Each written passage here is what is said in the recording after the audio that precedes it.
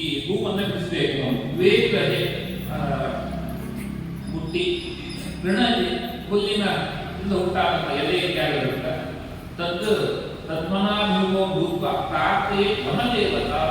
ಮೊದಲಿಗೆ ವನದೇವತೆ ಪ್ರಾರ್ಥನೆ ಮಾಡಬೇಕು. ನಾನು ಹೂ ಬಿಡಿಸುವಂತ ಪ್ರಸಂಗ ಬಂದಾಗ ನಮಸ್ತೆ ಕುಸುಮಾಧಾರೆ ನಮಸ್ತೆ ಕಮಲಾಶ್ರಯೇ ಪುಷ್ಪಾಣಿ ವಿಷ್ಣು ಪೂಜಾರ್ಥಂ ಆಹರಿಕೆ ತವಾನ್ಯ. ಪ್ರಾರ್ಥನೆ ಮಾಡುವಂಥದ್ದು, ನಾವು ಹೂ ಇತ್ಯಾದಿಗಳನ್ನು ಬಿಡಿಸುವಂಥದ್ದು ವಿಷ್ಣು ಪೂಜೆಗಾಗಿ. ಯಾಕಂದರೆ ಹೂವನ್ನು ಬಿಡಿಸುವಾಗ ಹಿಂಸೆ ಆಗ್ತದೆ. ಬಿಡಿಸುವಾಗ ಎಳಿತೇವೆ, ಬರಲಿಲ್ಲ ಅಂತ ಎಳೆಯುವಂಥ ಪ್ರಸಂಗ ಬರ್ತದೆ.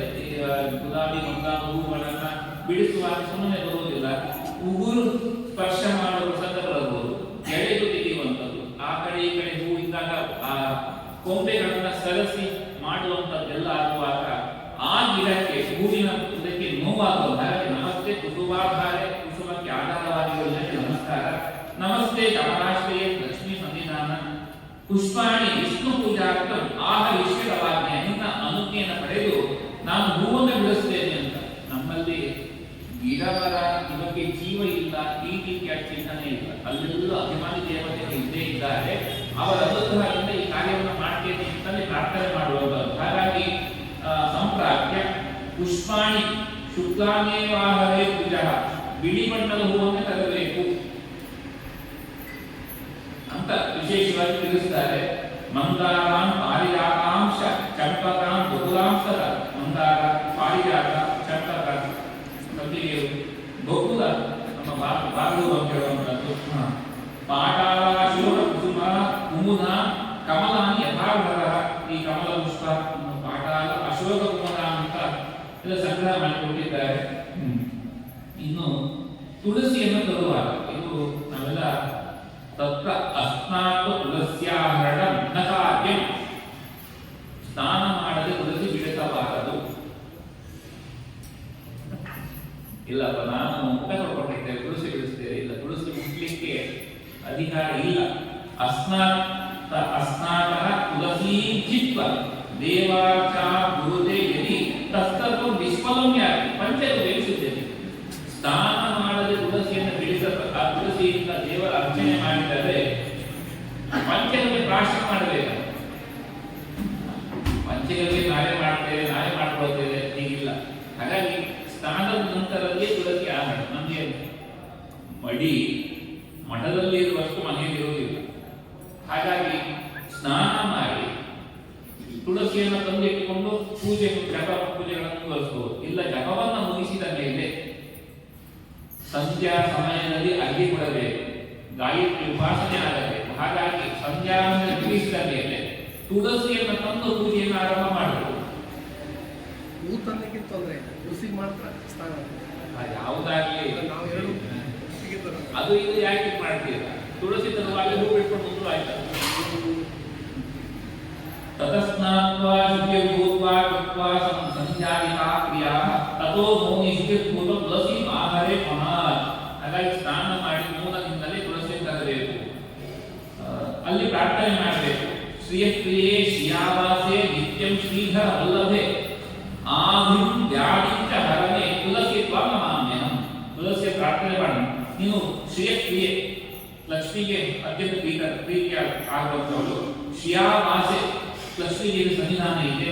ನಿತ್ಯಂ ಶ್ರೀಧರವಲ್ಲದೆ, ದೇವರಿಗೆ ತುಳಸಿ ಇಲ್ಲದ ಆಗುತ್ತಹಾರ ಅತ್ಯಂತ ಪ್ರೀತಿ ಪಾತ್ರರು. ಆದಿಂ ವ್ಯಾಧಿ, ಎಲ್ಲ ಹೊರಗಿನ ಎಲ್ಲ ಚಿಂತನೆಯನ್ನ, ರೋಗವನ್ನ ನೀನು ನನ್ನ ದೂರ ಮಾಡುವಂತ ಕೇಳಿಕೊಳ್ಳುವಂಥದ್ದು ಅಂತ ತಿಳಿಸ್ತಾ ಇದ್ದಾರೆ. ಹೀಗಾಗಿ ಮತ್ತು ಹೇಳ್ತಾರೆ, ಮೋಕ್ಷೈಕ ಹೇತೋ ಧರಣೀಧರಸ್ಯ ವಿಷ್ಣು ಸಮಸ್ತಸ್ಯ ಗುರೋ ಕ್ರಿಯೇತೆ ಆರಾಧನಾಂತ ಪುರುಷೋತ್ತಮಸ್ಯ ಊನಾಮಿ ಪತ್ರಂ ತುಳಸಿ ಕ್ಷಮಸ್ವ. ತುಳಸಿ ಪತ್ರವನ್ನ ಅದನ್ನು ತುಂಡು ಮಾಡುವಂಥದ್ದು. ಹಾಗಾಗಿ ತುಳಸಿಯನ್ನ ಕಿತ್ತು ತನ್ನಿ, ಹೂವನ್ನ ಕಿತ್ತು ತನ್ನಿ ಅಂತ ಹೇಳಬಾರದು, ಬಿಡಿಸುವುದು ಅಂತ ಹೇಳಬೇಕು. ಇದೆಲ್ಲ ಮಾತಿಲ್ಲ ನಮ್ಮಲ್ಲಿ. ಹಾಲು ಹಿಂಡುವುದು ಬೇರೆ, ಹಾಲು ಕಲಿಯುವುದು ಬೇರೆ. ಹಿಂಡಿದರೆ ಹೂ ಮಾಡ್ತಾರೆ, ಎರಡು ಒಂದೇ. ಕಲಿಯುವುದಾಗಲಿ ಹಿಂಡುವುದಾಗಲಿ ಒಂದೇ ಮಾಡುವುದು. ಆದರೆ ಹೇಳುವ ಶಬ್ದ ಕಲಿಯುವುದು ಒಂದಾಗ ಅದೊಂದು ಸಾತ್ವಿಕ ರೀತಿ. ಹಾಗಾಗಿ ತುಳಸಿಯನ್ನು ಬಿಡಿಸುವುದು ಕತ್ತರಿಸಿ ಆದರೆ ಪ್ರಾರ್ಥನೆ ಮಾಡುವಾಗ ಮೋಕ್ಷೇನ ಹೇತೋ ಧರಣಿಧರಸ್ಯ ವಿಷ್ಣೋ ಅಂದ್ರೆ ಇಡೀ ಮೋಕ್ಷವನ್ನು ಕೊಡುವವನು ಭಗವಂತ ಮಾತ್ರ. ಧರಣಿಧರಸ್ಯ ವಿಷ್ಣೋ ಸಮಸ್ತಸ್ಯ ಗುರೋ ಪ್ರಿಯಕ್ಕೆ ಎಲ್ಲರೂ ನನಗೆ ಎಲ್ಲರ ಪ್ರೀತಿ ಪಾತ್ರಗಳು ನೀನು. ಪುರುಷೋತ್ತಮಸ್ಯ ಆರಾಧನಾರ್ಥಂ ಪುರುಷೋತ್ತಮನ ಆರಾಧನೆಗಾಗಿ ಭಕ್ತಂ ಗುಣಾನಿ ಬಿಡಿಸ್ತೇನೆ. ತುಳಸಿಯನ್ನು ಬಿಡಿಸುವಾಗ ಹೇಳ್ತಾರೆ ಹೂವನ್ನ ತುಳಸಿಯನ್ನು ಒಟ್ಟಿಗೆ ಮಿಶ್ರ ಮಾಡಬಾರದು, ಪ್ರತ್ಯೇಕ ಬಿಡಿಸಬೇಕು.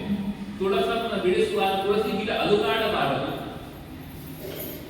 ಬಿಡಿಸಿದ್ರೆ ಗಿಡ ಇಲ್ಲ ಹಾಗಿಲ್ಲ ಎಲ್ಲ.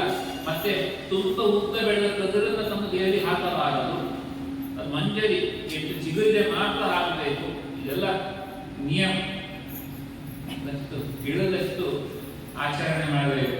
ಇನ್ನು ಸಂಕ್ರಾಂತೋ ಪಕ್ಷಯೋರಂತೆ ದ್ವಾದಶ್ಯಾಂ ವಿಧಿಸಂಧ್ಯಯೋ ಭಾನುರು ಭಾರ್ಗವವಾದೇಶು ವ್ಯತಿಪಾತೆ ಅದ ವೈಕೃತೋ ಮನ್ವಾದೋಚ ಯುಗಾದೋಚ ಅಪರಾಮಿ ತಥೈವ ಚ ನಿಷಿದ್ಧೇ ಕಿಂಚಿವಾರಾತೋ ತುಳಸ್ಯಾಹರಣಂ ಮುನೆ ನರಕಾಯೇವ ಭವತಿ ವಿಷ್ಣುದ್ರೋಹಿ ಭವೇತ್ ಭಾನುವಾರ ಶುಕ್ರವಾರ ಸಂಕ್ರಾಂತಿ ಹುಣ್ಣಿಮೆ ಅಮಾವಾಸ್ಯೆ ದ್ವಾದಶಿ ನಿಶಿ ಸಂಧ್ಯಾಕಾಲದಲ್ಲಿ ಮಂಗಳವಾರ ಇದರಲ್ಲಿ ಹಾಕಿಲ್ಲ ಇದೆ ಪಟ್ಟಿಯಲ್ಲಿ ಹಾಕಿದ್ದಾರೆ. ಶುಕ್ರವಾರ ಭಾನುವಾರ ಉಳಿಸಿ ಬಿಡಿಸ್ತಾರೆ. ನಾನು ಕೆಲಸಕ್ಕೆ ಹೋಗೋದು ಗುಡಿಸೋದಾಗಲೇ ಭಾನುವಾರ ಎಂತ ಮಾಡುದು ಅಲ್ಲಲ್ಲಿದೆ ಅದಾಗಿದೆ. ನಿಷಿದ್ಧಿ ದಿವಿವಾರವು ತುಳಸ್ಯಾಭರಣ ಮುನೆ ವೈಷ್ಣವಾನ ಮನೋಷಾಯ ನಾರದ ತೇಜೋದನ. ನಿತ್ಯದಲ್ಲಿ ದುಡಿದಿದ್ದಂತೂ ಅವತ್ತೇ ಪೂಜೆ ಮಾಡೋದಕ್ಕೆ ತೊಂದರೆ ಇಲ್ಲ. ನಾವು 4 ದಿನ ಇಟ್ಕೊಳ್ತೇವೆ ಅಂತ ಆದಾಗ ಈ ಲೆಕ್ಕಾಚಾರ ಯಾವುದು ಶುಕ್ರವಾರ, ಭಾನುವಾರ, ಸಂಕ್ರಾಂತಿ, ಹುಣ್ಣಿಮೆ ಅಮಾವಾಸ್ಯೆ, ದ್ವಾದಶಿ, ಸಂಧ್ಯಾಕಾಲ, ಮಧ್ಯಾಹ್ನಂತರ ಬಿಡಿಸಬಾರದು. ಇದೆಲ್ಲ ಕರ್ತವ್ಯ. ಯುಗಾದಿ ಅಂತ ಬರ್ತದೆ. ಮನ್ವಾದಿ ಅಂತ ಪಂಚಾಂಗದಲ್ಲಿ ಹಾಕಿರ್ತಾರೆ. ಮನ್ವಾದಿ ಅಂತ 6 ದಿನಗಳಲ್ಲಿ. ಅಪರಾಹ್ನೆ ನಿಷಿದ್ಧೆ ತಿಥಿವಾರವು ತುಳಸ್ಯಾಹರಣ. ಯಾರಾದರೂ ನಿಷಿದ್ಧ ದಿನಗಳಲ್ಲಿ ತುಳಸಿಯನ್ನು ತಂದರೆ ಅದು ನರಕ್ಕೆ ಕಾರಣಕ್ಕೆ ಆಗ್ತದೆ ಮತ್ತು ಪಾಪಕ್ಕೆ ಕಾರಣ ಆಗ್ತದೆ ವಿಚಾರ ಹೇಳಿದ್ದಾರೆ. ಇದು ಹಾಗೆ ನಮಗೆ ಆಯುಷ್ಕರ್ಮ ಅಂತ ಹೇಳುವಾಗಲೂ ಕೂಡ ಭಾನುವಾರ ನಿಷೇಧ ಇದೆ. ಸೋಮ, ಬುಧ, ಗುರು, ಶುಕ್ರ 4 ದಿನ ಮಾತ್ರ ಆಪ್ಷನ್ ಇರುವಂತದ್ದು. ಮಂಗಳ, ಶನಿ ಇಲ್ಲ. ನಮಗೆ ಭಾನುವಾರವೇ ಶಾಲೆಗೆ ಹೋಗ್ತಾ ಇದ್ದಾಗ ರಜೆ ಭಾನುವಾರ ಮಾತ್ರ ಸಿಗುದು. ಅವತ್ತೇ ಕರ್ಕೊಂಡು ನಮ್ಮ ಅನುಕೂಲ ಈ ರೀತಿ ನೋಡ್ಕೊಂಡು ಭಾನುವಾರ ವಿನಾಯಿತಿ ತತ್ವದಲ್ಲಿ ಪ್ರಮಾಣ ಆಗ್ತಿದ್ದೆ. ತತ್ವದಲ್ಲಿ ಯಾಜಕರಲ್ಲಿ ಪ್ರಮಾಣ ಆಗ್ತಾ ಇದ್ರೆ ಭಾನುವಾರ ಬ್ರಾಹ್ಮಣನಿಗೂ ವಿನಾಯಿತಿ ಇದೆ. ಬೇರೆ ಮಾಡ್ಕೊಂಡಿದ್ದೀನಿ. ಮಂದಿ ನಿಯಮದಲ್ಲಿ ಇಲ್ಲ, ನನ್ನ ಪ್ರಮಾಣ ಇರ್ತದೆ. ಬ್ರಾಹ್ಮಣನಿಗೆ ಹಲವರ ಮಾತಿದೆ. ಭಾನುವಾರ ನಿಷೇಧ ಅಂತ ಆಯುಷ್ಕರ್ಮ ವಿಚಾರದಲ್ಲಿ ನಿಷೇಧವೇ ಅದು ಇದೆ. ಹೀಗೆ ಜನ್ಮ ನಕ್ಷತ್ರ ಇಲ್ಲ ನಕ್ಷತ್ರ ಮತ್ತೆ ತಂದೆ ಮತ್ತೆ ಒಟ್ಟಿಗೆ ಹೋಗಬಾರದು. ಇದೆಲ್ಲ ಒಂದಷ್ಟು ಸಂಪ್ರದಾಯ ಗೊತ್ತಿರ್ತದೆ. ಆದ್ರೆ ಕೆಲವರಲ್ಲಿ ಏನಾಗ್ತದೆ ಅನುಕೂಲ ನೋಡ್ಕೊಂಡು ಬಿಡ್ತೇವೆ. ಇಲ್ಲ ನೀನು ಮೊದಲು ಹೋಗಿಲ್ಲ, ನಾನು ಹೋಗ್ತೇನೆ, ನೀನು ಒಂದು ಕಡೆ ಹೋಗು, ನಾನು ಕಡೆ ಹೋಗ್ತೇನೆ, ಒಟ್ಟಿಗೆ ಒಂದೇ ಕಡೆ ಹೋಗಿ ಸಮಸ್ಯೆ ಅಲ್ಲ. ಹೀಗೆ ನಾವೆಲ್ಲ ಪರ್ಯಾಯ ಆಲೋಚನೆ ನೋಡ್ಕೊಂಡು ಬಿಡ್ತೇವೆ. ಅಂದ್ರೆ ಈ ತುಳಸಿ ಆ ಸರ್ವದಲ್ಲಿ ಇಷ್ಟೆಲ್ಲ ವಿಚಾರ ಇದೆ. ಇನ್ನು ಗಾಯತ್ರಿ ಮಂತ್ರದ ಇದೆಲ್ಲ ಏನು ಇವತ್ತೆಲ್ಲ ಬರೀ ಪ್ರಮಾಣಗಳ ಸಂಗ್ರಹ. ಯಾಕಂದ್ರೆ ಆಚರಣೆ ಅಂದ್ರೆ ಪ್ರಣಮ್ಯ ದೇವ ಮಿತ್ರಾಂಶ ಇಷ್ಟೇ ನಮಸ್ಕಾರ ಮಾಡಬೇಕು ದೇವರಿಗೆ, ಬ್ರಾಹ್ಮಣರಿಗೆ, ಗುರುಗಳಿಗೆ, ಹರಿಪಾಠದಾನ ದೇವರ ಸೇವಕರಿಗೆ ನಮಸ್ಕಾರ ಮಾಡಬೇಕು ಅಂತ ಹೇಳಿದ್ದಾರೆ. ಏವೋ ಈ ರೀತಿಯಾಗಿ ಸರ್ವೋತ್ತಮ ವಿಷ್ಣು ಗಾಯೇ ಏವ ಅಕ್ಷಯ ಹೀಗೆ ದೇವರ ಧ್ಯಾನ ಮಾಡಬೇಕು ಅಂತ ಅಷ್ಟೇ ಹೇಳಿ ಬಿಟ್ಟಿದ್ದಾರೆ. ಅದನ್ನ ತಿಳಿಸಿಕೊಡ್ತಾರೆ ಹೀಗೆ ಹೀಗೆ ಹೀಗೆ ಅಂತ. ಇನ್ನು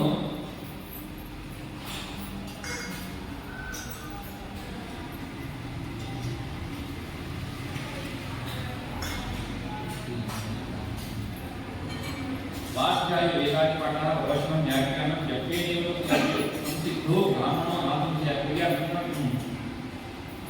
ಗಾಯತ್ರಿ ಮಂತ್ರವನ್ನ ಬ್ರಾಹ್ಮಣ ಮಾಡಲೇಬೇಕು. ಜಪ್ಪೇನೇವ ಸಂಸಿದ್ಧೇ ಬ್ರಾಹ್ಮಣೋ ನಾಥ ಸಂಶಯ. ಯಾವ ಗಾಯತ್ರಿಯನ್ನು ಜಪ ಮಾಡುವುದರಿಂದ ಮಾತ್ರ ಬ್ರಾಹ್ಮಣ ಅಂತ ವ್ಯಕ್ತಪಡುವಂಥದ್ದು. ಪೂರ್ವಾದ್ ಅನ್ಯ ನ ಸ್ವಾಕುರ್ಯ ಮೈತ್ರೋ ಬ್ರಾಹ್ಮಣ. ಯಾರು ಗಾಯತ್ರಿಯ ಉಪಾಸನೆ ಮಾಡ್ತಾರೋ ಅವರು ಮಾತ್ರ ಬ್ರಾಹ್ಮಣ ಅಂತ ಕರೆಸಿಕೊಳ್ಳಲು ಯೋಗ್ಯರಾಗ್ತಾರೆ. ನನ್ನ ದೇಹದ ಮೇಲೆ 3 ಎಳೆಯ ದಾರವನ್ನು ಹೊತ್ತಿದ್ದೇನೆ, ಹಾಗಾಗಿ ನಾನು ಬ್ರಾಹ್ಮಣ ಅಲ್ಲ. ಗಾಯತ್ರಿ ಉಪಾಸನೆಯನ್ನ ಸಂಧ್ಯಾಕಾಲದಲ್ಲಿ ಮಾಡಿದವರು ಮಾತ್ರ ಈ ಬ್ರಾಹ್ಮಣ ಅಂತ ಕರೆಸಿಕೊಳ್ಳಿಕ್ಕೆ ಯೋಗ್ಯರಾಗ್ತಾರೆ. ಈ ವಿಚಾರವನ್ನ ತಿಳಿಸಿಕೊಡ್ತಾರೆ. ಮತ್ತೆ ಈ ಉಪಾಧ್ಯಾಯ, ಆಚಾರ್ಯ, ಗುರು ನಮಗೆಲ್ಲ ಒಬ್ಬರೇ ಸಮಾನ ಪದ ಆಗಿಬಿಡ್ತಾರೆ. ಕನ್ನಡದಲ್ಲಿ ನೋಡುವಾಗ ಗುರುಗಳಂದ್ರೂ ಒಬ್ಬರೇ, ಉಪಾಧ್ಯಾಯ ಅಂದ್ರೂ ಒಬ್ಬರೇ, ಆಚಾರ್ಯ ಅಂದ್ರೂ ಒಬ್ಬರೇ ಆಗಿಬಿಡ್ತಾರೆ. ಆದರೆ ಏಕದೇಶಂತು ವೇದಸ್ಯ ವೇದಾಂತಾನಿ ಅಥವಾ ಪುನಃ ಯೋಧ್ಯಾಪಯತಿ ವೃತ್ಯರ್ಥಂ ಉಪಾಧ್ಯಾಯ ಪ್ರದಕ್ಷತೆ. ವೇದವನ್ನ ಉಪದೇಶ ಕೊಟ್ಟು ನಮಗೆ ಮಾರ್ಗದರ್ಶನ ಮಾಡಿ ಉಪಾಧ್ಯಾಯರು. ಮತ್ತೆ ಆಚಾರ್ಯರಂದ್ರೆ ಉಪನೀಯಂ ಯಶಿಷ್ಯಂ ವೇದಂ ಅಧ್ಯಾಪಯೇ ದ್ವಿಜಃ ಸಾಮಂ ಚ ರಹಸ್ಯಂ ಚ ತಮ್ಮಾಚಾರ್ಯ ಪ್ರದಕ್ಷತೆ. ಯಾರು ವೇದವನ್ನ ಪಾಠ ಮಾಡಿ ರಹಸ್ಯವನ್ನ ವೇದ ಅಂತರ್ಗತ ವ್ಯಾಕರಣ ಚೆನ್ನಾಗಿ ತಿಳಿಸಿಕೊಡ್ತಾರೋ ಅವರು ಆಚಾರ್ಯ ಅಂತ ಲಕ್ಷಣ ಇರುವಂತ.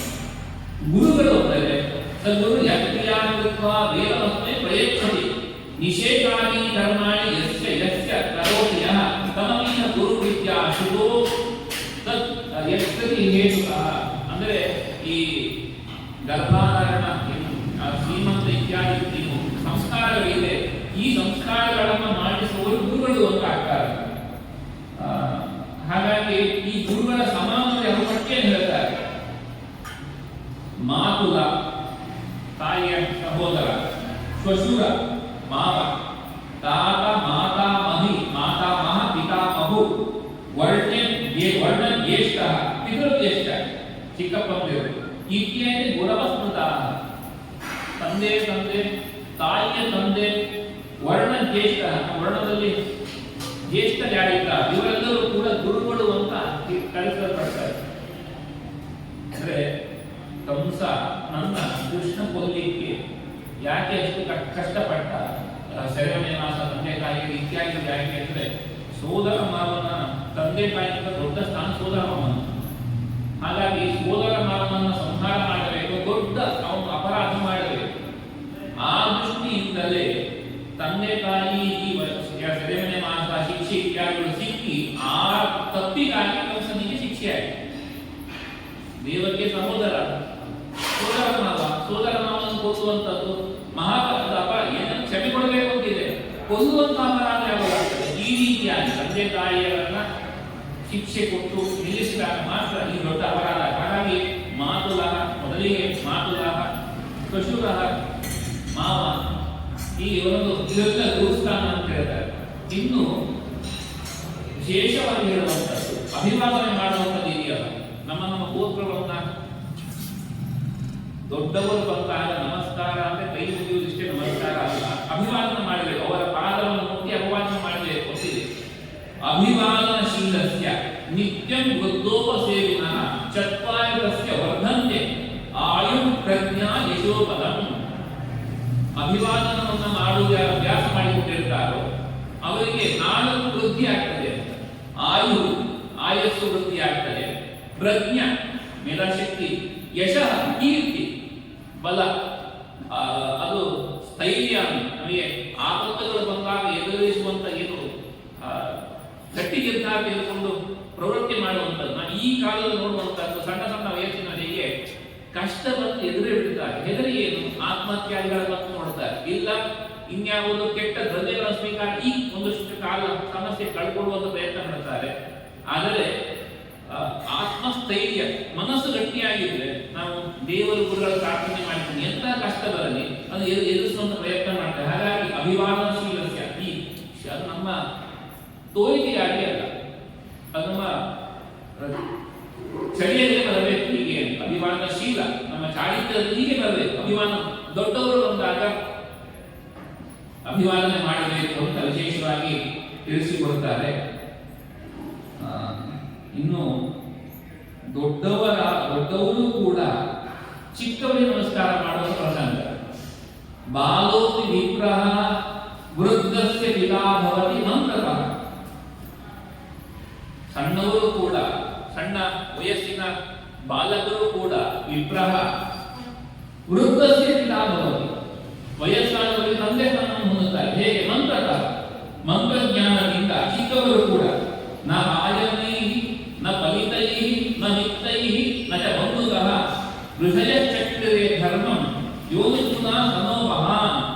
ವರ್ಷದಿಂದ ಮಾತ್ರ ದೊಡ್ಡವರಾಗುವುದಲ್ಲ, ಇನ್ನು ತಲೆ ಕೂದಲು ಬಿಳಿಯಾಯಿತು ಹೀಗಾಗಿ ದೊಡ್ಡವರಾಗುವುದಲ್ಲ, ಅಥವಾ ಸಂಪತ್ತಿನಿಂದ ದೊಡ್ಡವರಾಗುವುದಲ್ಲ, ನ ಬಂಧುತಃ ಸಂಬಂಧದಿಂದ ದೊಡ್ಡವರಾಗುವಂಥದ್ದಲ್ಲ. ಮತ್ತೆ ಋಷಯಚಕ್ರೇ ಧರ್ಮ, ಋಷಿಗಳು ಹೇಳಿದಂಥ ಧರ್ಮವನ್ನ ಯಾರು ಚೆನ್ನಾಗಿ ತಿಳಿದಿರ್ತಾರೋ ಸಮೋ ಮಹಾನ್, ಅವನೇ ದೊಡ್ಡವರು.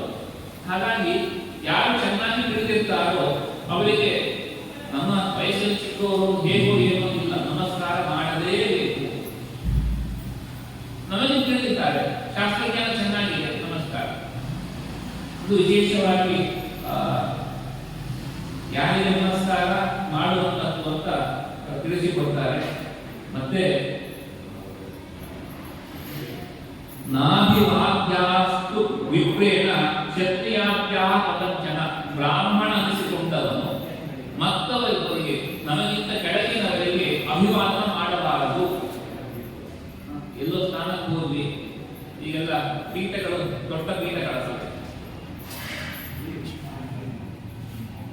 ವ್ಯವಹಾರ ದೃಷ್ಟಿಯಿಂದಲೂ 4 ಜನ ಒಟ್ಟಿಗೆ ಹೋದಾಗ ಅವರೆಲ್ಲ ನಮಸ್ಕಾರ ಮಾಡುವಾಗ ನಾನು ನಮಸ್ಕಾರ ಮಾಡ್ತೇವೆ ಅಲ್ವಾ?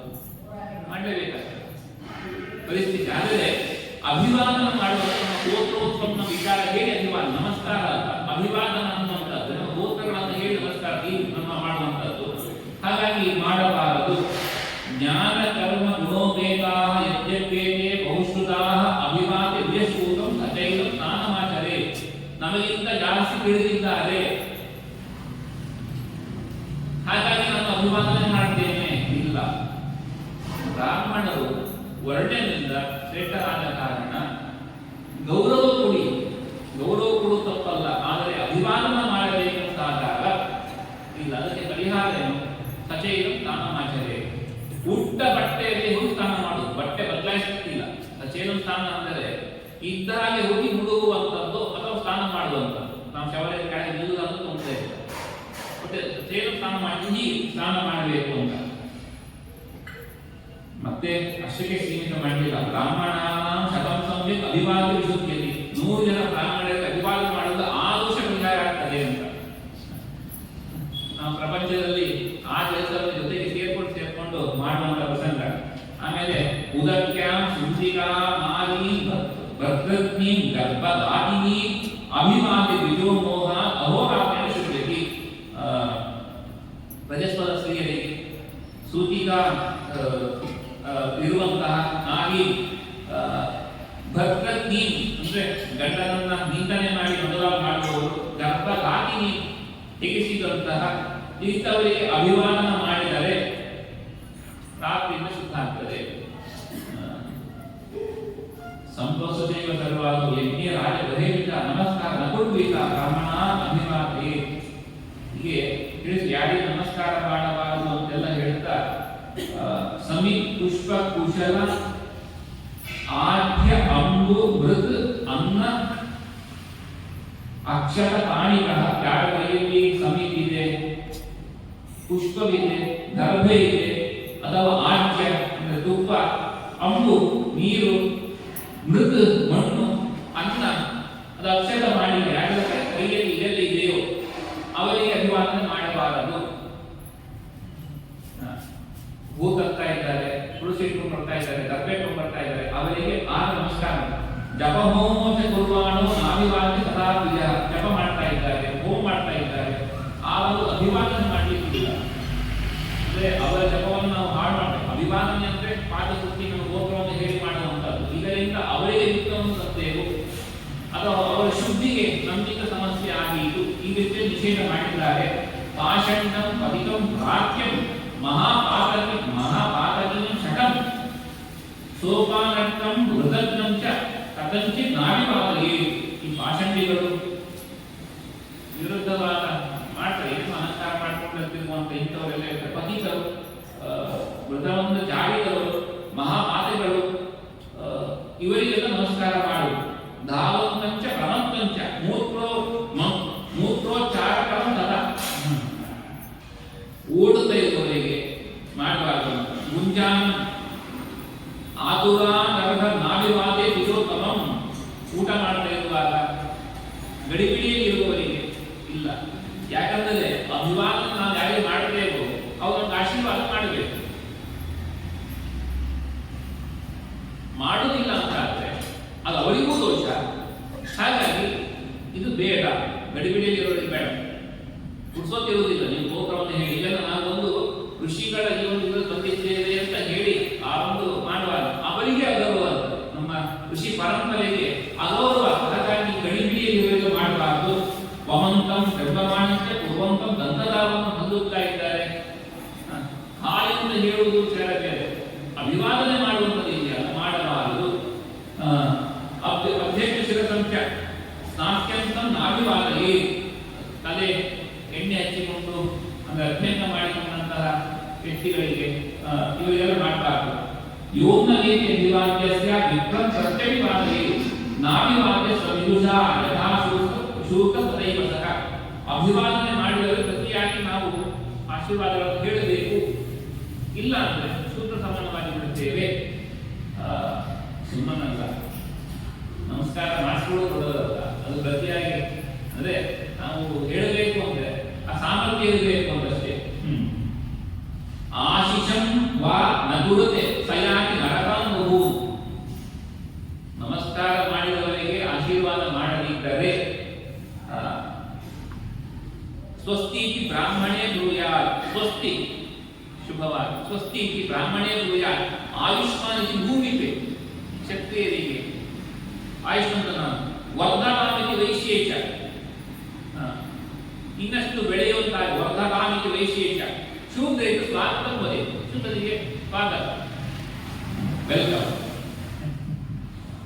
ಮತ್ತೆ ಈ ರೀತಿಯಾಗಿ ನಮಸ್ಕಾರ ಮಾಡಬೇಕು ಮಾಡಬಾರದು ಅಂತ ತಿಳಿಸಿಕೊಡ್ತಾರೆ.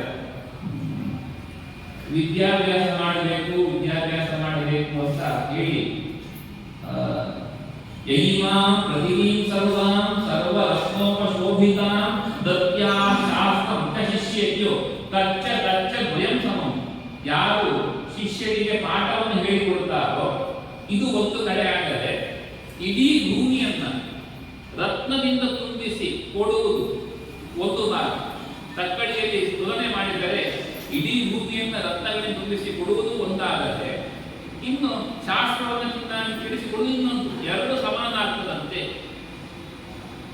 ಈ ಹೇಳ್ತಾರೆ ನನ್ನಿಂದ ಕಾಡನೆ ಮುಖ್ಯ, ನಿಂದೆ ಮಾಡಬಾರದು, ಹೊಡಿಬಾರದು.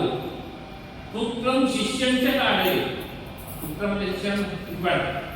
ಎಲ್ಲಿ ಹೊಡೆಯಬೇಕು? ಅಧೋಮಾಂಗೆ ಶರೀರದ ಕೆಳಭಾಗ ಹೊಡೆಯಬೇಕು. ನೋಕ್ತಮಾಂಗೆ ನ ವಕ್ಷಸಿ, ತಲೆ ಮೇಲೆ ಹೊಡಿಬಾರದು. ಇರ್ತದ ತಲೆ ಮೇಲೆ ಕುಟ್ಟುದು ಇರ್ತದೆ, ಹೊಡೆಯುವುದು ಇರ್ತದೆ. ವಕ್ಷಸಿ ಇಲ್ಲ, ಎದೆ ಭಾಗ ಹೊಡೆಯುದು. ಅಧೋನ್ಯತಾನ ಪ್ರಕಾರ ಪಾಪಯುಕ್ತ ಹೊರಬೇಕಲ್ಲ. ಒಂದೊಮ್ಮೆ ಈ ರೀತಿಯಾಗಿ ಹೊಡೆದರೆ ಕೆಲವರಿಗೆ ತಲೆ ಮೇಲೆ ಹೊಡೆದಿರುತ್ತದೆ, ಪೆಟ್ಟ ಹೊಡೆದು ಸಮಾನ ಖುಷಿ ಕೊಡ್ತದೆ. ಈ ರೀತಿ ಈ ಹೊಡೆಯಬಾರದು. ಈ ಕಾಲದಲ್ಲೂ ಕೂಡ ಎಲ್ಲ ಅವರು ಪಾಠ ಹೇಳ್ಕೊಂಡೇ ಬಂದವರಲ್ಲ. ಹಾಗಾಗಿ ಈ ಹೊಡೆದರೆ ಸೂಕ್ಷ್ಮ ಜಾಗ ಏಟು ಇದ್ದರೆ ಏನಾದರೂ ಆದೀತು, ಹೊಡೆಯಬಾರದು ಅಂತ ಹೇಳ್ದ. ಮತ್ತೆ ಅಭಿವಾದನೆ ಎನ್ನುವಂಥದ್ದು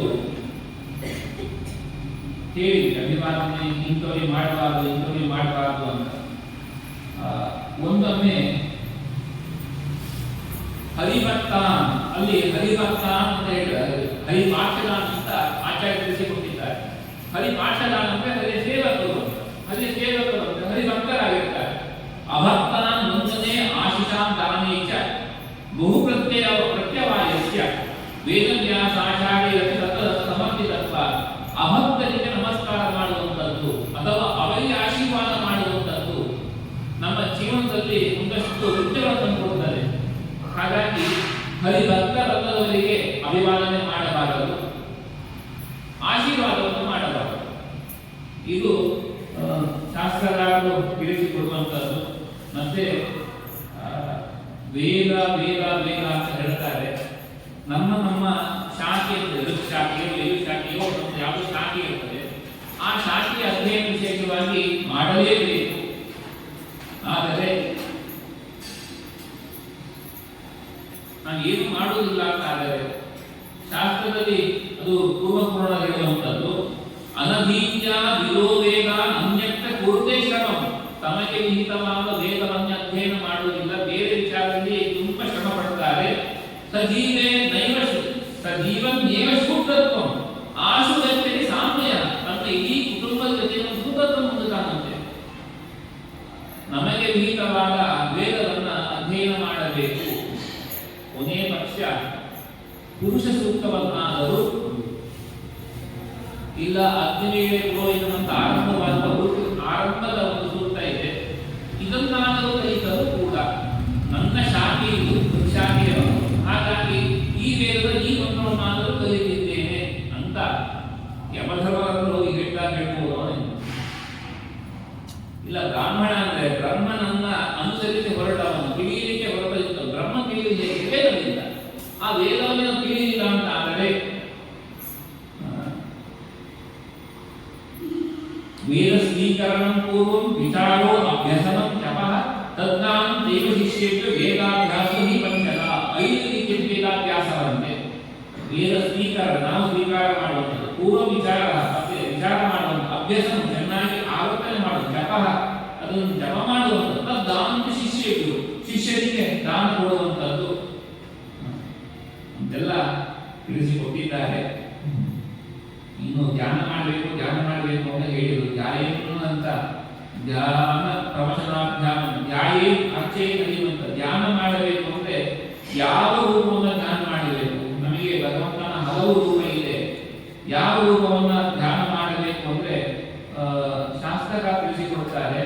ಯಾವುದು ನಮಗೆ ಉಪಾಸನೆ ಸಿಗಬಹುದು. ತಸ್ಮಾತ್ ನಮ್ಮ ಮನಸ್ಸಿಗೆ ಭಗವಂತನ ಅವತಾರದ ಯಾವ ರೂಪ ಚೆನ್ನಾಗಿ ಕಾಣುವುದು, ವಿಷ್ಣು ಅನಂತ ರೂಪೇಶು ವಿಶಿಷ್ಟ ರೂಪ ಆತ್ಮನಃ. ನನಗೆ ಇಂಥ ರೂಪ ಇಷ್ಟ. ಅದು ಒಬ್ಬೊಬ್ಬರಿಗೆ ರಾಮ ಆಗಬಹುದು, ಇನ್ನು ಕೆಲವರಿಗೆ ಕೃಷ್ಣ ಆಗಬಹುದು, ಇನ್ನು ಕೆಲವು ನರಸಿಂಹ ಆಗಬಹುದು, ಅಥವಾ ಇನ್ಯಾವುದು ಭಗವಂತನ ರೂಪ ದೇವ ಆಗಬಹುದು, ವೇದವ್ಯಾಸರ ಯಾವುದೇ ಆಗಲಿ. ವಿಷ್ಣು ಅನಂತ ರೂಪೇಶು ವಿಶಿಷ್ಟ ರೂಪ ಆತ್ಮನಃ ತಚ್ಚಿಂತ ಧ್ಯಾನ ಇತ್ಯಾವು ಏನು ವಿಷ್ಣು ಪ್ರಸೀದತಿ. ನಮಗೆ ಇಷ್ಟವಾದ ಭಗವಂತನ ರೂಪವನ್ನ ಚಿಂತಿಸುವಂಥದ್ದೇ ಧ್ಯಾನ. ಹಾಗಾಗಿ ಯಾವ ವಿಷ್ಣುವಿನ ರೂಪವಿದೆ ಇಷ್ಟ ಅದನ್ನ ನಾವು ವಿಶೇಷವಾಗಿ ಚಿಂತನೆ ಮಾಡಬೇಕು ಅಂತ ತಿಳಿಸಿಕೊಡ್ತಾ ಇದ್ದಾರೆ.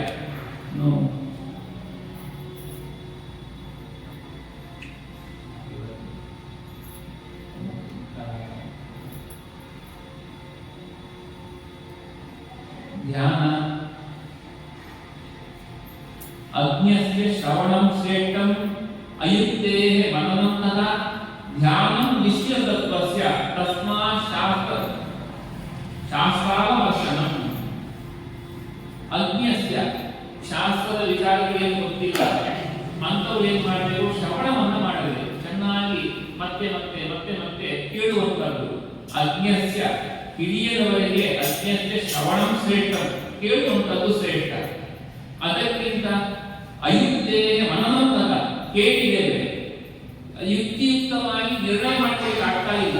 ಹೀಗೆ ಇವರು ಹೇಳಿದ್ರೆ ಅರ್ಥ, ಈ ಅರ್ಥವನ್ನ ಅರ್ಥ ಮಾಡ್ಕೊಳ್ಳಿಕ್ಕೆ ಆಗ್ತಾ ಇಲ್ಲ. ಮತ್ತೆ ಮನನ ಮಾಡಬೇಕು, ಏನ್ ಹೇಳ್ತಾರೆ ಮತ್ತಷ್ಟು ಗಟ್ಟಿ ಮಾಡಿಕೊಳ್ಳುವಂಥದ್ದು ಮನನ ಅಂತ ಆಗ್ತದೆ. ಅಯುಕ್ತೇ ಯುಕ್ತಿ ಇಲ್ಲ, ಹೇಳಿದ್ರಿಂದ ಯುಕ್ತಿ ಇಲ್ಲ, ನಾವು ಮನನ ಮಾಡ್ಕೊಳ್ಬೇಕು. ಧ್ಯಾನ ನಿಶ್ಚಿತತ್ವಸ್ಯ, ಧ್ಯಾನ ಅನ್ನುವಂಥದ್ದು ಸುಮ್ಮನೆ ಬರುವುದಿಲ್ಲ. ಜ್ಞಾನ ಕುರಿತಾಗ ಯಾವುದೋ ರೂಪಗಳು ಬರಬಹುದು, ಅಥವಾ ಯಾವ ವಿಚಾರ ನಿಶ್ಚಿತ ತತ್ವ, ನಿಶ್ಚಿತವಾಗಿ ಇದೇ ತತ್ವ ಜ್ಞಾನ ಯಾವುದು ಇರ್ತದೋ ಅಂಗಕ್ಕೆ ಮಾತ್ರ ಧ್ಯಾನಕ್ಕೆ ಯೋಗ್ಯತೆ. ಅದಕ್ಕೆ ನೀರಾದದ್ದು ತಸ್ಮಾ ಶಾಸ್ತ್ರಾವರ್ಶನ, ಶಾಸ್ತ್ರವನ್ನು ವಿಚಾರ ಮಾಡುವಂತ ಮತ್ತೆ ಮತ್ತೆ ಮತ್ತೆ ಮತ್ತೆ ವಿಮರ್ಶೆ ಮಾಡುವಂತದ್ದು ಜ್ಞಾನಕ್ಕಿಂತ ಶ್ರೇಷ್ಠ. ಯಾಕೆಂದ್ರೆ ಧ್ಯಾನ ಮಾಡುವಾಗ ಹಲವು ಆಲೋಚನೆಗಳು ಬಂದಿ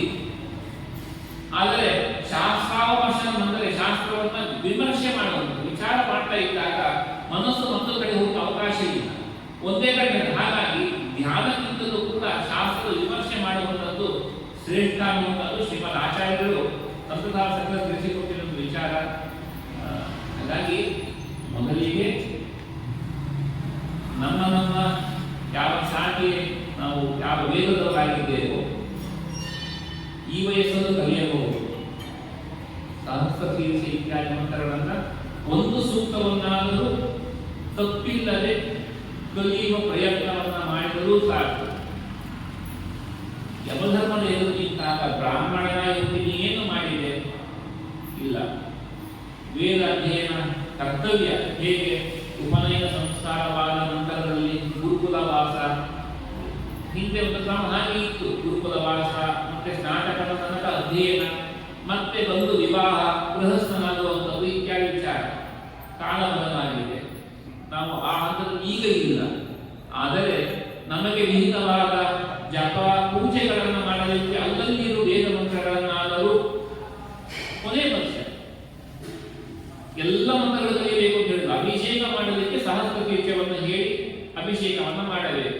ಈ ಸಹಸ್ರ ಶೀರ್ಷ ಮಂತ್ರವನ್ನಾದರೂ ಕಲಿತರೆ 16 ಋಕ್ ಇರುವಂತಹ ಸ್ತೋತ್ರ ರೀತಿಯಲ್ಲಿ ಇರುವಂತಹ ಆ ಸೂಕ್ತ ಒಂದೊಂದು ಋಕ್ ಹೇಳುತ್ತಾ ಅದರಿಂದ ಅರ್ಘ್ಯ ಪಾದ್ಯ ಅಂತ ಸಂಕಲ್ಪ ಮಾಡಿ ಗಡಿಮೆ ಇದ್ದಾಗ ಸಂಕ್ಷಿಪ್ತ ಪೂಜೆ ಮಾಡುವಾಗ ಈ ಪುರುಷ ಸೂಕ್ತದ ಒಂದೊಂದು ಋಕ್ ಹೇಳುತ್ತಾ ದೇವನಿಗೆ ಅರ್ಘ್ಯ ಸಮರ್ಪಣೆ ಆಗಲಿ ಈ ರೀತಿ ಚಿಂತನೆ ಮಾಡಲಿಕ್ಕೂ ಅವಕಾಶ ಇದೆ. ಗೊತ್ತೇ ಇಲ್ಲ ಅಂತಾರೆ, ಗೊತ್ತಾಗಲೇ ಬಿಟ್ಟಿದ್ದೇವೆ, ಆಗಿದೆ ಏನು. ಅದಕ್ಕೆ ಕಾಲ ಇನ್ನೊಂದು ಇಷ್ಟು ವಯಸ್ಸಾಗಿರುವಾಗ ಪ್ರಯತ್ನ ಪಟ್ಟರೆ ಎಲ್ಲದಕ್ಕೂ ಆಗಿಯೇ ಆಗ್ತದೆ. ನಾವು ರಘುರಾಮಾಚಾರ್ಯ ಹೇಳ್ತಾ ಇದ್ರು, ನಮಗೆ ವಯಸ್ಸು 86 ಬಂದಿತ್ತು, ನಿತ್ಯ ಭಜನೆ ಮಾಡಬೇಕು. ಯಾಕಂದ್ರೆ ನಮಗೆ ಮಾಮೂಗಳು ಗೊತ್ತೇ ಇಲ್ಲ. ರಾಮನವಮಿಯ 9 ದಿನವೂ ಅಹೋರಾತ್ರಿ ಭಜನೆ ಮಾಡುವಂಥದ್ದು ಎಷ್ಟೋ ವರ್ಷ ಕರ್ಕೊಂಡು ಬಂದಿದ್ದಾರೆ. ಹಾಗಾಗಿ ಅವರಲ್ಲೂ ಕೂಡ ಭಜನೆ ಮಾಡುವವರೇ. ಅವರಿಗೆ ಈ ರಂಗಪೀಠ ಲಂಕಿತದ ದೊಡ್ಡ ಪದ್ಯ 10-15 ನುಡಿ ಇರುವಂತ ಪದ್ಯ ಇರಬೇಕದು. ಜೋಗುಳ ಹೇಳುವಂತ ಪದ್ಯ, ದಶಾವತಾರ ಚಿಂತನೆಯಲ್ಲಿ ಹೇಳುವಂಥದ್ದು ರಂಗಪೀಠದ ಅಂತ ಬರ್ತದದು.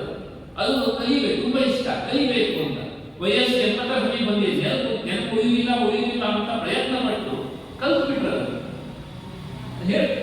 ಪ್ರಯತ್ನ ಪಡುವಂತ ದೀಕ್ಷೆ ಬೇಕು. ನಾನು ಪ್ರಯತ್ನ ಪಡ್ತೇನೆ, ಕಲಿಯಬೇಕು. ಪ್ರಯತ್ನ ಪಡ್ತಾ ಹೋದಾಗ ದೇವರು ದಾರಿ ತೋರಿಸ್ತಾರೆ. ನಮಗೆ ಈ ಪ್ರಾಂತ್ಯದಲ್ಲಿ ಎಷ್ಟು ನಮ್ಮ ಈ ಕಡೆ ಬಂದಿಲ್ಲ. ಈ ಘಟ್ಟದ ಮೇಲಿನ ಮಹಿಳೆಯರಲ್ಲಿ ಈಗ ದಾಸೋಹ ಅನ್ನೋದು ತುಂಬಾ ಪ್ರಖ್ಯಾತಿ ಪಡೆದಿದೆ. ಅಂದರೆ ದಾಸೋಹ ಅಂದರೆ ದಾಸರು ಮಾಡಿದ ಕೃತಿಗಳಲ್ಲಿ ಇರುವ ವಿಚಾರಗಳ ಬಗ್ಗೆ ಪಾಠ, ಪರೀಕ್ಷೆ. ನಿಮಗೆ ಪರಿಚಯಿಸಿದ ಯಾರಾದರೂ ಇದ್ರೆ ವಿಚಾರ ಮಾಡಿ. ಹರಿಕಥಾಂಸಾರದ 32 ಸಂಧಿ ಬೇರೆ ಬೇರೆ ತತ್ವ ಸುಮಾರು ಮತ್ತೊಂದೇನು ಮಾಡಿಕೊಟ್ಟಿದ್ದಾರೆ ದಾಸರು ರಾಯರು ಎಲ್ಲ ಅನುಗ್ರಹ ಮಾಡಿರುವಂಥದ್ದು. ಅದರಲ್ಲಿರುವ ಅರ್ಥಗಳನ್ನ ತಿಳಿಯುವಂಥದ್ದು. ಅದು ಕೋರ್ಸ್ ಮತ್ತೆ 3 ವರ್ಷಕ್ಕೆ 5 ವರ್ಷಕ್ಕೆ ಇದಾಗಿ ಪದವಿಗಳನ್ನು ಕೊಡುವ ರೀತಿಯಲ್ಲಿ ಆರಂಭವಾದಾಗ ಹಾಗಿರಲಿಲ್ಲ.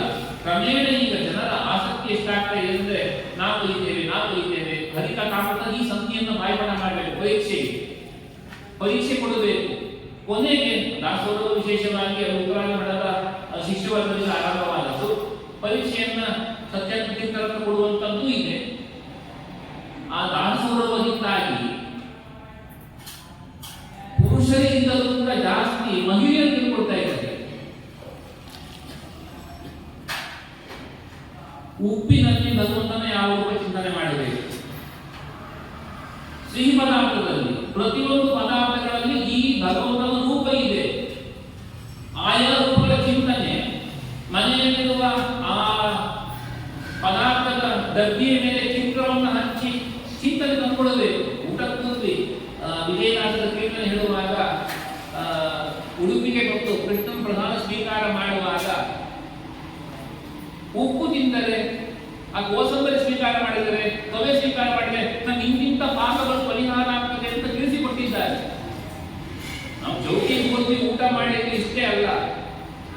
ಅದರ ಅನುಸಂಧಾನ ಬಂದಾಗ ನಮ್ಮ ಪಾಪ ಪರಿಹಾರ ಆಗ್ತದೆ. ಇಲ್ಲ ಅಂದ್ರೆ ಇವತ್ತು ಚೌಕಿ ಊಟದಲ್ಲಿ ಇದು ಉಪ್ಪು ಕಡಿಮೆ ಆಯಿತು ಅಥವಾ ಹುಳಿ ಜಾಸ್ತಿ ಆಯಿತು, ನಿನ್ನೆ ಹೋದಾಗ ಅವ್ರು ಹೇಳಿದ್ರು ಅಡಿಗೆ ಚೆನ್ನಾಗಿ ಭಕ್ಷ್ಯ ಚೆನ್ನಾಗಿರ್ತದಂತೆ ಅಂತ, ನಮ್ಗೇನು ಇಲ್ಲೇ ಇಲ್ಲ, ನಮ್ಮ ಕಣ್ಣಿಗೆ ಅಷ್ಟೇ ಕಾಣ್ತದೆ. ಕೃಷ್ಣನಿಗೆ ನಿವೇದಿತವಾದ ಪದಾರ್ಥ ಸ್ವೀಕಾರ ಮಾಡ್ತಾ ಇದ್ದೇನೆ, ಇಂತಿಂತ ಪದಾರ್ಥಗಳಲ್ಲಿ ಇಂತಿಂತ ದೇವತಾ ರೂಪ ಇದೆ, ಈ ಚಿಂತನೆಯನ್ನು ತಂದುಕೊಡ್ಬೇಕು ಅಂತ. ನಿತ್ಯದಲ್ಲೂ ಕೂಡ ಭೋಜನವನ್ನ ಯಜ್ಞ ಅಂತ ಹೇಗೆ ಹೇಳ್ತಾರಲ್ಲ, ವೈಶ್ವಾನರ ಯಜ್ಞ ಅಂತ ಹೇಳಿ ಆಹುತಿ ಕೊಡುವಂಥದ್ದು ಯಾವಾಗ ಆಗ್ತದೆ? ಅನುಸಂಧಾನ. ಈ ಪದಾರ್ಥ ಈ ಪದಾರ್ಥ ಈ ಪದಾರ್ಥ, ಇದರಲ್ಲಿ ಭಗವಂತನ ಈ ವ್ಯಾಪಾರ, ವಾಸುದೇವ ಸಂಕರ್ಷಣ ಅದಿರುವಂತಹ ಈ ರೂಪದ ವ್ಯಾಪಾರಗಳು ಒಂದೊಂದನ್ನು ಚಿಂತನೆ ಮಾಡಿದಾಗ ನಮ್ಮ ಊಟ ಅದು ಯಜ್ಞವಾಗ್ತದೆ. ಇಲ್ಲ ರುಚಿಯ ಬಗ್ಗೆ ಗಮನ ಜಾಸ್ತಿ ಆಗ್ತದೆ. ಇಲ್ಲ ಇವತ್ತು ಸಿಕ್ಕಲ್ ಮಾಡಿರ್ಬೇಕು, ಖಾರ ಜಾಸ್ತಿ ಆಗಿದೆ. ಇಲ್ಲ ಸಿಕ್ಕಲ್ ಮಾಡಿರ್ಬೇಕು, ಉಪ್ಪೇ ಹಾಕ್ಲಿಲ್ಲ ನನಗೆ, ಏನೇನೋ ಆಲೋಚನೆ ಬರ್ತದೆ. ಬಿಟ್ಟರೆ ನಮ್ಮ ಊಟ ಅನ್ನುವಂಥದ್ದು ಯಜ್ಞ ಆಗುವುದಿಲ್ಲ, ದೇವರ ಸ್ಮರಣೆ ಮೂಲಕ ಕಾರಣ ಆಗಬೇಕು. ಆ ದೃಷ್ಟಿಯಲ್ಲಿ ಬೇಕಾದ್ರೆ ತುಮಕೂರು ಬರ್ತಾರಲ್ಲ, ಅವ್ರ ಹತ್ರ ಕೇಳಿಬೇಕಾದ್ರೆ ಅವರು ದರ್ಶನ ಸೇರ್ಕೊಂಡಿದ್ದಾರೆ ದಾಸೋರ ಪರೀಕ್ಷೆಗೆಲ್ಲ, ಅಲ್ಲಿ ಹೇಳು ಪಾಠ ಆನ್ಲೈನ್ ಸಿಗ್ತದೆ ನನಗೆ. ಪ್ರಯತ್ನ ಪಟ್ಟಾರೆ ಒಂದಷ್ಟು ವಿಷಯ ತಿಳ್ಕೊಳ್ಳಿ, ಆಮೇಲೆ ಪುರುಷರಿಗೆ ಏನು ಗೊತ್ತಿಲ್ಲ ಅಂತ ಆಗಿಬಿಡ್ತದೆ. ಇಲ್ಲ ನಮ್ಮಲ್ಲಿ ಹರಿಕಥಾಂಸಾರದ ಆಚರಣೆ ಇಲ್ಲ. ನಮ್ಮಲ್ಲಿ ಏನಿದ್ರು ಕೂಡ ಏನು ಲಕ್ಷ್ಮೀ ಶೋಭಾನ ಹೇಳ್ತೇವೆ ಅನ್ನೋದೊಂದು ನಮ್ಮ ಹೆಗ್ಗಳಿಕೆ ಬಿಟ್ಟರೆ, ಬೇರೆ ದಾಸರ ಇನ್ನೇನು ಮೊನ್ನೆ ನಿನ್ನೆ ಹೇಳ್ತಿದ್ರಲ್ಲ ಏನು ಶ್ರೀನಿವಾಸ ಸ್ತವ ವೆಂಕಟೇಶ್ವರ ಅಲ್ಲ ಸ್ತವರಾಜ, ಅದೆಲ್ಲ ಅಷ್ಟಾಗಿ ಬಂದಿಲ್ಲ. ಈಗ ಭಜನೆಯಿಂದ ಸೇರ್ಕೊಂಡು ಅವ್ರು ಹೇಳ್ತಾರೆ ಚೆನ್ನಾಗಿದೆ ಅಂತ ನಾವು ಹೇಳೋ ಪರಿಪಾಠ ಮುಗಿಯೋದು ಬಿಟ್ಟರೆ, ಮೊದಲು ದಾಸರಾಯನಷ್ಟು ಕೃತಿಗಳು, ವಿದ್ಯಾಭೂಷಣ ಕೃತಿ ಕೇಳಿ ಕ್ಯಾಸೆಟ್ ಕೇಳಿ ಭಜನೆ ಇತ್ಯಾದಿ ಸೀಮಿತವಾಗ್ತಾ ಇತ್ತು ನಮ್ಮ ಜ್ಞಾನ. ಹೇಳುವ ನುಡಿಯಲ್ಲಿ ಆ ದಾಸರಾಯನ ಪದಪ್ರಯೋಗ ಯಾಕಾಗಿ ಬಂದಿದೆ, ದಾಸರಾಯರು ಈ ಕೀರ್ತನೆಗಳನ್ನು ಎಲ್ಲಿ ರಚನೆ ಮಾಡಿದ್ದಾರೆ ಎಲ್ಲವನ್ನು ಅರ್ಥ ಮಾಡಿಕೊಂಡಾಗ ದಾಸರಾಯನ ಕೀರ್ತನೆಗಳು ಅದು ಸುಮ್ಮನೆ ಪದ ಅಲ್ಲ, ಗೀತೆ ಅಲ್ಲ, ಯಾರೋ ಚೆನ್ನಾಗಿ ಒಂದು ಪದ್ಯ ರಚನೆ ಮಾಡಿದ್ರು, ಅದು ಕೇಳಿ ಖುಷಿ ಕೊಡ್ತು, ನಾವು ಅದನ್ನ ಹೇಳ್ತೇವೆ. ಅಂದ್ರೆ ವಾರ ಬಂತಮ್ಮ, ಗುರುವಾರ ಬಂತಮ್ಮ, ಹಿಂದೆಲ್ಲ ಭಜನೆಗಳು ಬರ್ತಾ ಇದೆ. ನಮ್ಗೆ ಗೊತ್ತಿಲ್ಲ ಅಂತ ವಾರ ಒಂದು ಗುರುವಾರ ಸ್ಮರಣೆ ಇದೆಯಲ್ಲ, ಹಾಲಲ್ಲಾರು ಹಾಕು, ಈಗ ನೀರಲ್ಲಾರು ಹಾಕು, ನಾನು ಈ ರೀತಿಯಾಗಿ ದೇವರ ಬತ್ತಿಗೆ ಇದೆ. ಆದರೆ ದಾಸರಾಯರು ಕೊಟ್ಟಂತ ಕೀರ್ತನೆ ಇದೆಯಲ್ಲ, ಇದು ಭಗವತ್ ಪ್ರೇರಣೆಯಿಂದ ಬಂದದ್ದು, ಮಂತ್ರಪುರಿಯ ಯಾವ ಕೀರ್ತನೆ ನಮಗೆ ಗಟ್ಟಿಯಾಗಿ ಹಿಡಿದುಕೊಂಡು ನಿತ್ಯದಲ್ಲಿ ಅನುಷ್ಠಾನ ಮಾಡಿದರೆ ನಮ್ಮ ಕಷ್ಟಗಳು ಪರಿಹಾರ ಆಗ್ತದೆ. ಮಂತ್ರಪುರಿಯ ಯಾಕೆ ಮಾಡಿದರು, ಯಾವ ಸಂದರ್ಭದಲ್ಲಿ ಒದಗಿ ಬಂತು, ಇದು ಹಿನ್ನೆಲೆ ತಿಳಿದರೆ ಸಹಜವಾಗಿ ಗೌರವ ಮೂಡುತ್ತದೆ. ಆ ದೃಷ್ಟಿಯಲ್ಲಿ ನಮ್ಮ ಜೀವನ, ನಮ್ಮ ಬ್ರಾಹ್ಮಣ ಅನ್ನುವಂಥದ್ದು ಜ್ಞಾನಕ್ಕಾಗಿ ಇರುವಂಥದ್ದು, ಆ ದೃಷ್ಟಿ ಎಚ್ಚರ ಬಂದಾಗ ನಮ್ಮ ಜೀವನವು ಕೂಡ ಪವಿತ್ರವಾಗ್ತದೆ.